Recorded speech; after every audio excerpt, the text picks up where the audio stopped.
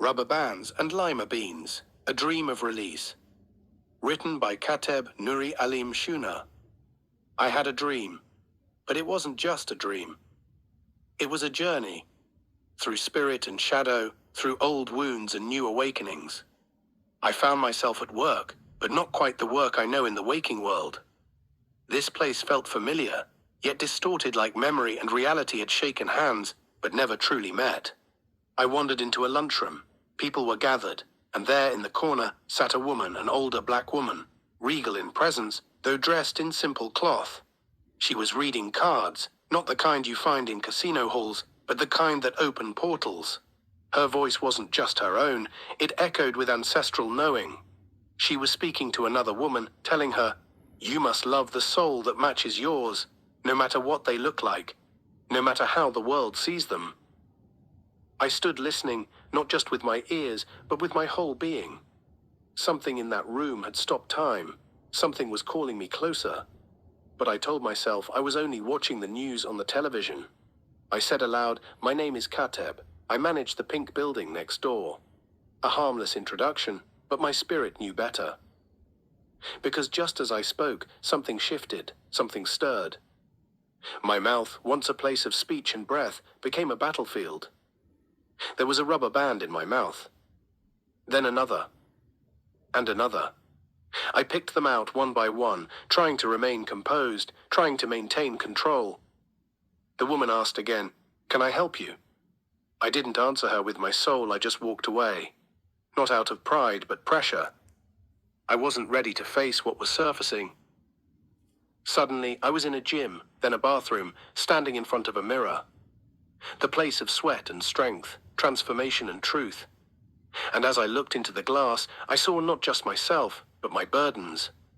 My mouth was filled with rubber bands, more than before, dozens, maybe hundreds.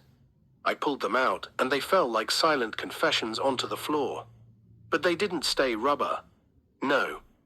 They turned into tar, smoky, sticky, dark. They released not just form, but a feeling thick and heavy. It was as if every silence I ever swallowed had come back to ooze itself onto the earth. Then it got worse, or maybe more sacred. My body convulsed, and I began to vomit. Not water, not blood, not air, but habanero peppers, fiery, sharp, burning with truths that had scorched my chest. And lima beans, soft, innocent, but clinging. Like beliefs I once needed but now couldn't digest. The peppers told stories of the anger I buried beneath kindness. The beans told tales of nourishment that had expired but refused to let go. I kept throwing them up over and over until I felt emptied, but not free. Because when the vomiting stopped, the beans didn't leave me. They stuck to my skin like memory. They clung like shadows. And no matter how I scrubbed, no matter how I washed, they wouldn't let go. That's when I woke up. And I knew. This was more than a dream. It was a message. It was a mirror.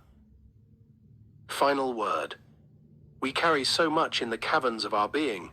Memories tucked behind molars, emotions hidden under skin, generational stories buried in our bellies. This dream reminded me that healing doesn't always come gently. Sometimes it erupts, sometimes it burns, and sometimes it leaves residue that won't rinse away in one washing.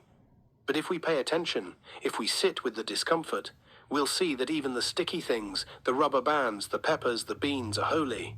They are teachers, they are initiators. And in their unraveling, we find the sacred work of becoming.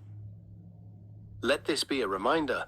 There is meaning in your mess, a lesson in your leftovers, and light in your lingering questions. Stay with your soul. Let it speak. Let it purge.